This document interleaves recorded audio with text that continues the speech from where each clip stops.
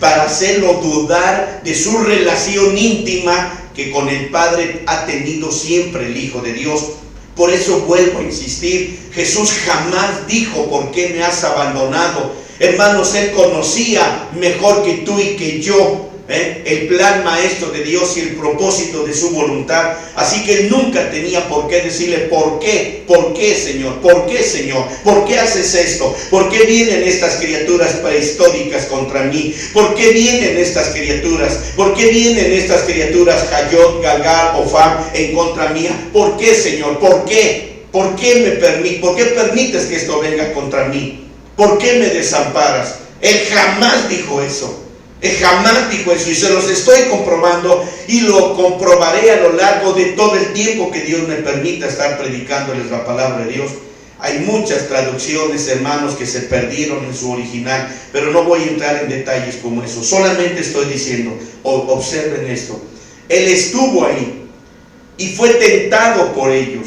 Fue tentado a fin de que Él desistiera de su ministerio. ¿Saben qué? Después de terminar esos 40 días y 40 noches en el desierto, es donde empezaba el ministerio público del Señor Jesucristo, y es donde terminaba el ministerio público de Juan el Bautista. Al momento que Jesús saliera y llegara por el lado de Galilea y empezara a predicar, hermano, fueron a darle noticias a Juan el Bautista: ha venido el Mesías, anda por Galilea mientras tú andas por este otro lado del Jordán. Juan supo que su fin, el fin de su ministerio, estaba a punto de terminar, pero estaba empezando el ministerio del Señor Jesucristo. Ahora, déjenme decirles aquí este asunto. Miren, ¿sabe qué? Necesito decirles esto. Ustedes pueden entender, pueden comprender. El Señor Jesús empezó un ministerio público, pero vamos a la palabra probado. Él tuvo que probarles a esas fieras que menciona aquí Marcos. Él tuvo que probarle a esas fieras, amados míos, quién era Él, y probarles que su determinación, su decisión, hermano, jamás cambiaría. Y estas fieras estaban ahí, hermanos míos, peleando en contra de Él. No solamente Leviatán estaba ahí, porque la característica Satán es la primera característica que Leviatán engendró para sí mismo: el espíritu satánico, que es oposición, el oponente, el que se levanta en oposición. De manera que entonces, hermanos, Él simple y sencillamente fue probado y pudo salir avante, pudo salir triunfante al comprobarle a esos demonios que Jesús era impenetrable, que Jesús es inquebrantable, que Jesús es inamovible. Amén. Que Jesús es firme, determinante a hacer lo que Él dijo que tenía que hacer. Amén. Por la orden del plan maestro de Dios y el propósito de la voluntad de su Padre eterno. Así que estos diablos salieron corriendo cuando se cumplieron los 40 días y las 40 noches. Ahora déjenme decirles el secreto de todo esto. Estos demonios, ¿por qué estaban ahí estos diablos? ¿Por qué estaban estos diablos que son espíritus prehistóricos de las 3 creaciones anteriores? ¿Por qué estaban allí? ¿Qué tenían que hacer ellos ahí? Híjole, hermanos, hay tantas cosas que siento que mi mente va a explotar. En serio, estoy hablando en serio. Ahora, déjenme llevarlos a este pensamiento. Estos demonios salieron. No estoy hablando de demonios de parte de Lucifer, son demonios, fueron criaturas. Por eso aquí la palabra dice, y estaba con las fieras. En otra versión dice, y las criaturas. En otras versiones dice, criaturas, porque fueron criaturas, ¿sí? Como lo dice, por ejemplo, en Apocalipsis. Y los 4 seres vivientes, o los 4 animales, por eso habla con esos términos. Eran criaturas poseídas por multitudes de demonios que fueron los que habitaron con padre maldad, con madre maldad y Abadón. ¿Qué estaban haciendo ahí? ¿Qué estaban haciendo ahí en este presente, cuando que ellos debían de estar cada uno en su abismo, en el abismo Shahar, en el abismo Bor y en el abismo Tejón? Pero ¿qué estaban haciendo ahí? Ahora escúchenme. Estos demonios estaban ahí para poder hacer desistir al Señor Jesús, vuelvo a repetir, de su ministerio, de su obediencia, de su lealtad al Padre eterno. De manera que entonces, amados míos, de manera que entonces estos diablos estaban ahí para impedir que Jesús cumpliera su ministerio público que estaba a punto de comenzar. No puedo, ni quiero, ni tengo la costumbre de inventar cosas. Solamente puedo presuponer que la lucha fue bien grande. Aleluya. La lucha fue enorme, al grado que trataron de que como hijo de Dios, ellos se compararon, si bien no posiblemente como hijos, pero sí como criaturas creadas por Dios. Tuvieron que haberle dicho al Señor Jesús: mira, así como nosotros vas a terminar tú, porque ese Dios al que tú sigues y que dices que es tu Padre, al final de cuentas, mírate nuestro ejemplo, en nuestro espejo, y así vas a terminar igual que nosotros, porque ese Dios que tú sigues es cruel, sanguinario, inmisericordioso, no conoce la misericordia. Mejor desiste. Apenas vas a comenzar tu ministerio público, como decimos, échate para atrás. ¿Sabes qué? No le cumplas a ese Dios. Nosotros, venos a nosotros, miren, y yo puedo decirles que no era 1, ni 10, ni 20, ni 1000, eran millones de demonios Hayot, Galgal, Ofam, que estaban dando su terrible testimonio, pero a la inversa, haciendo parecer que Dios el Padre era el villano de la historia. Y trataron de hacer desistir al Señor Jesucristo. Pero ¿saben cuál era su propósito? ¿Cuál era su motivo de hacerlo desistir?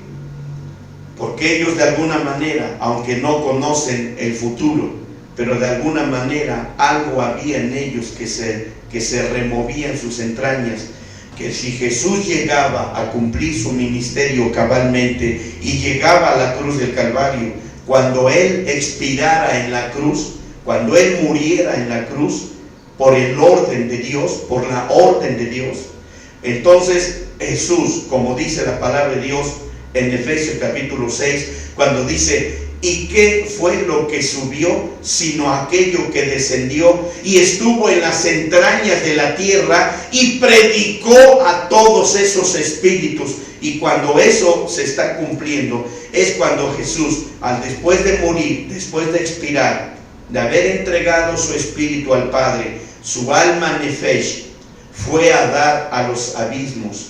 ¿Y a quién creen ustedes que encontró en los abismos?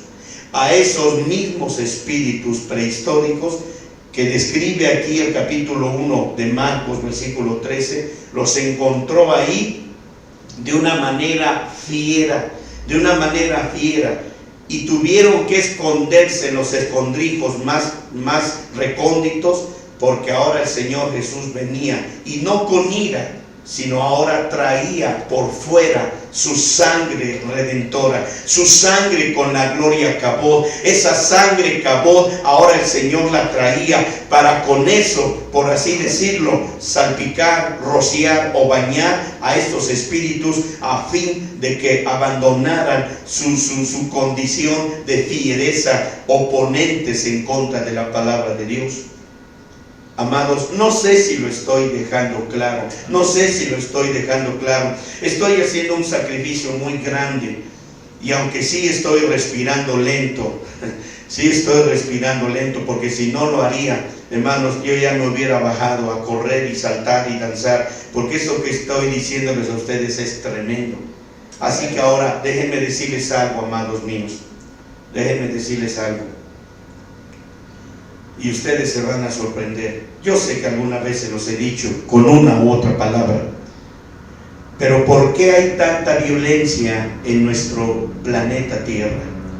¿Por qué hay tanta violencia, tanta injusticia? ¿Por qué hay tanta maldad? ¿Por qué se ha desatado tanta la malignidad y los pecados que jamás en esta tierra habían aparecido? ¿Por qué en este final del tiempo están apareciendo? ¿Saben por qué? Porque estas fieras de los abismos están llenando la tierra, están llenando la tierra. En la profecía que Dios nos dio en la vigilia velada, en el mensaje profético que Dios nos dio en la vigilia velada, Él hizo una pregunta en su mensaje profético y dijo que no alcanzan a mirar las tinieblas que están sobre la faz de la tierra. No alcanzan a mirar esas tinieblas que ya están descendiendo y están envolviendo este planeta Tierra. Son las tinieblas de ángeles caídos, que son millones y millones y millones y millones de millones que están en esta tierra. Si bien usted diría, pero ¿por qué el sol no se oscurece? ¿Por qué? Porque estamos hablando en un ámbito espiritual.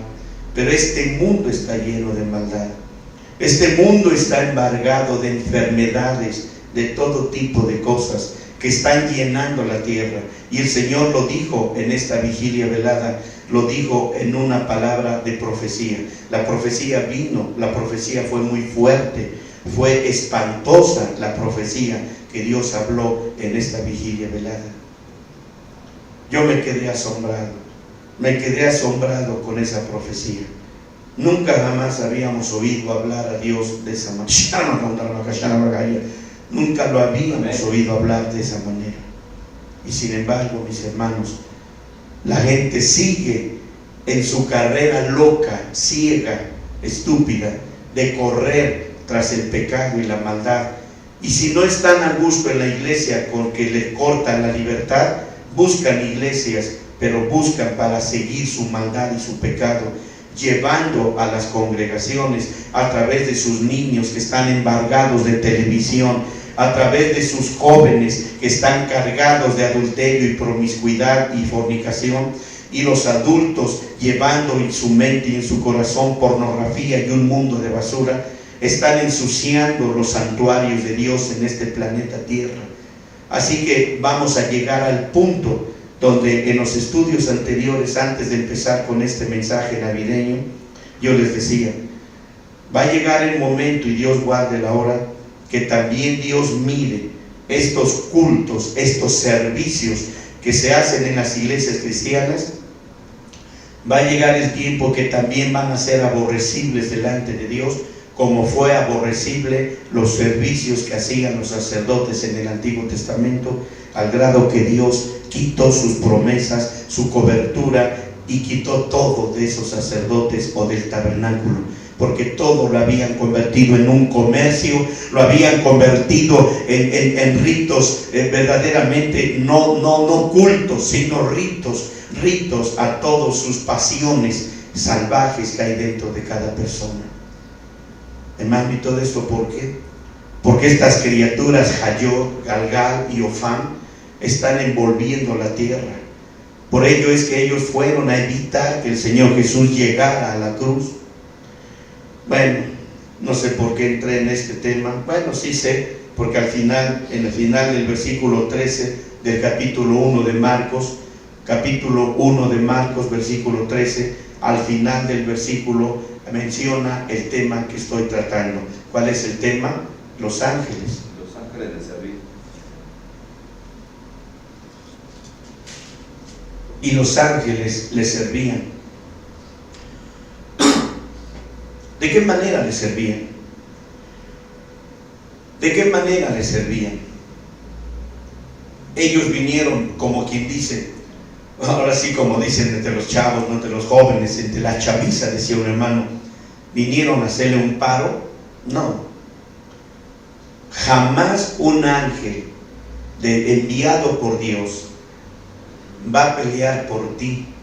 Ellos simplemente están ahí para auxiliarte con palabras con palabras de verdad, pero nunca se entrometerán en el propósito y el plan maestro que Dios tiene para contigo cuando Él te lleva a situaciones difíciles, pruebas, luchas de demonios. Ellos no van a mover un solo dedo, solamente decir, sí puedes, puedes, recuerda la palabra, y los textos que se te puedan olvidar, ellos te los van a recordar. Ellos van a hacer que estos sean dardos encendidos de fuego y poder en contra de estos demonios. Ellos estarán ahí apoyando con palabra revelada, palabra de poder, pero nunca jamás se entrometerán para cubrirte y protegerte y decirte y decirle a Satán, deja a este niño, pobrecito, déjalo, no te metas con él, por eso estamos aquí nosotros, para guerrear por él. No, hermano, la guerra es tuya, la batalla es tuya. Y así como Jesús salió triunfante y fue probado, en otras palabras, fue probado en su lealtad, en su fidelidad, es el caso exactamente lo mismo cuando tú sales de una batalla. Sales de una batalla totalmente ensangrentado, herido, molido, como quiera que lo entiendas, pero al final puedes levantar la mano, la victoria es de mi Señor. Estuvo duro la batalla, pero el Señor me dio la victoria. Estuvo duro la guerra, pero el Señor me sacó victorioso. La honra y la gloria es para Él. Y ahí estarán los ángeles para auxiliarte en todo momento. Así que, amado hermano, si tú crees que vas a descansar y decirle a los ángeles, ahí está Satán, mira cómo me tiene, yo ya me voy a dormir, ustedes quédense guerreando con él. No, él simplemente va a decir, ¿sabes qué? La lucha es tuya, la batalla es tuya, así que nosotros estamos aquí para apoyarte. Ahora sí, como dijera alguien, para echarte porras. Bendito su santo nombre. Así que, amados hermanos, déjenme decirles, volviendo a nuestro tema, tenemos aquí al portero, y antes que nada, ¿qué dijimos que había hecho Juan el Bautista? Preparó a la gente. Él, como portero de la gloria y la majestad de Dios, estaba preparando a la gente. ¿Cuál era su mensaje? Arrepentíos, humíllense, desciendan, bájense de ese pedestal de orgullo y arrogancia de que ustedes son el pueblo elegido de Dios.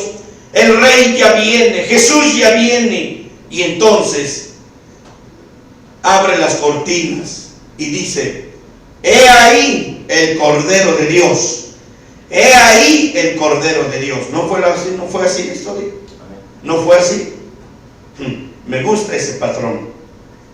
Como verán, si ustedes no están en el lugar donde pueden mirar lo que Dios está haciendo, que no es sino un bellísimo pasaje, un libro de texto espiritual, simplemente usted no podrá leerlo. Si no me expliqué, déjeme decirlo otra vez. Si ustedes no están en el lugar adecuado, en donde se puede mirar lo que Dios está haciendo, que no es sino más que un bellísimo pasaje, un libro de texto espiritual, y si usted no está en el lugar adecuado, simplemente usted no podrá leerlo, ni sabrá lo que ese libro contiene, ni verá los hermosos paisajes espirituales que Dios tiene para usted. ¿A quién se le apareció luego el ángel Gabriel? Yo les preguntaba, ¿a quién fue primero? Unos me decían que a María y no sé cuántas cosas. Bueno, ayer lo arreglamos. ¿A quién fue primero? A Zacarías. Y luego entonces, ¿a quién fue? Ahora sí ya pueden saberlo. A la Virgen María. ¿Vieron eso? Amén. Después fue a la Virgen María. Es cierto. Así que el punto número 2 de nuestro sello es preparar a la Virgen María para la venida del Verbo. Preparar a la Virgen María para la venida del Verbo.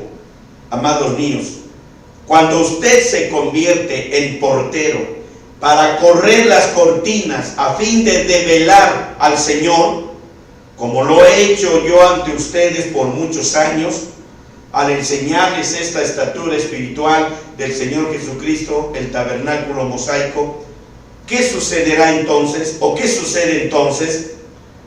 No sucederá otra cosa más que la palabra, el verbo entre en ustedes, bendito su santo nombre. Por eso yo he venido hablando de los pastores, y no de los pastores que estaban ahí cuidando la vigilia de sus rebaños. Estoy hablando de los ministros, los pastores, los apóstoles que hoy en este día están en cada iglesia. Ese es el trabajo de ellos, no abrir sus bolsillos, sus billeteras, ni sus monederos. Es abrir el corazón del Señor, abrir el corazón para que ellos puedan también recibir el corazón de Dios en sus corazones. Ese es el trabajo. Se supone que ellos son enviados, son embajadores, preparando el camino para el arrebatamiento. Y ahora resulta que esos que fueron enviados están negando el arrebatamiento, están negando el rapto, están diciendo que la iglesia forzosamente tiene que pasar por la gran tribulación. Miren qué torcidos y qué endemoniados están esos pastores. Lo único que es, en lugar de estar abriendo el corazón de la gente como lo hizo Juan el Bautista para que entrara el Señor Jesucristo en ellos, están abriendo sus casas, están saqueando sus casas, están quitándoles el dinero que Dios les ha dado, están vaciando sus monederos y sus billeteras, prometiéndoles dientes de oro y prometiéndoles polvo de oro y diamantes para que ellos los posean. Hermano, qué vergüenza que haya ese tipo de gente hoy en día.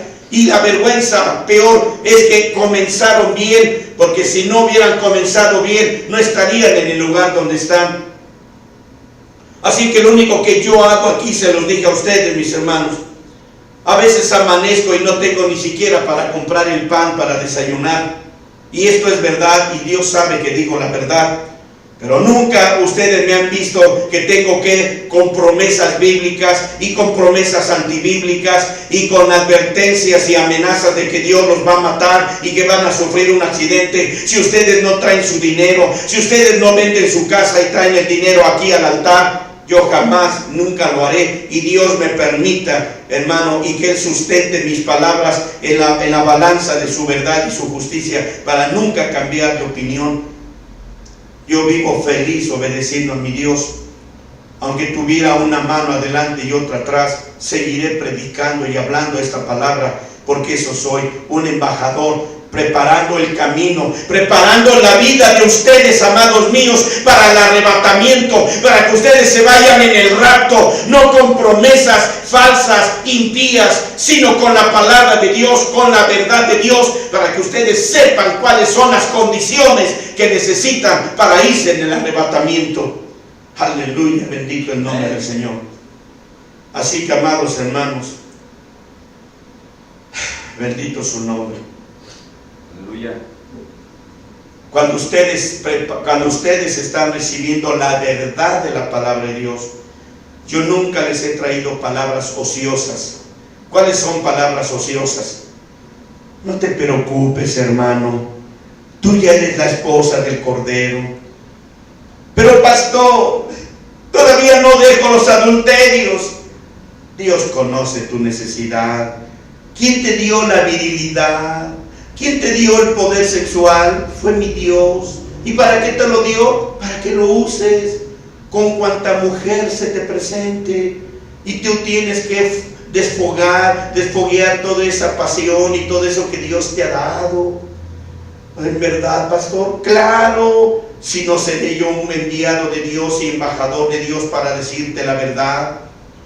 Pastor, no he dejado el alcohol, no he dejado el tabaco, no he dejado la droga, no he dejado la marihuana. ¿Qué te preocupas? Solo te hago una pregunta, hijo mío. ¿Crees tú que Cristo está en tu corazón? Pues creo que sí. No, es cierto, está en tu corazón. Tú eres salvo, tú eres salvo, tú eres la esposa de Jesucristo. Mira, anoche tuve una visión y te veía yo sentado a la diestra de Dios, a la diestra de Jesucristo. ¿Es verdad, pastor? Claro. Eso a Dios no le importa. Tu corazón es sincero. ¿Vieron ese tipo de gentes? Los hay, los he visto. He tenido trato con ellos. y me muero de pena y de tristeza ver que esto esté pasando. Pero amados hermanos, yo les traigo una verdad grande, maravillosa. ¿Qué es lo que hizo el ángel Gabriel? ¿Qué es lo que hace? ¿Qué es lo que hace el ángel Gabriel? Nos prepara para la entrada del Verbo en nosotros.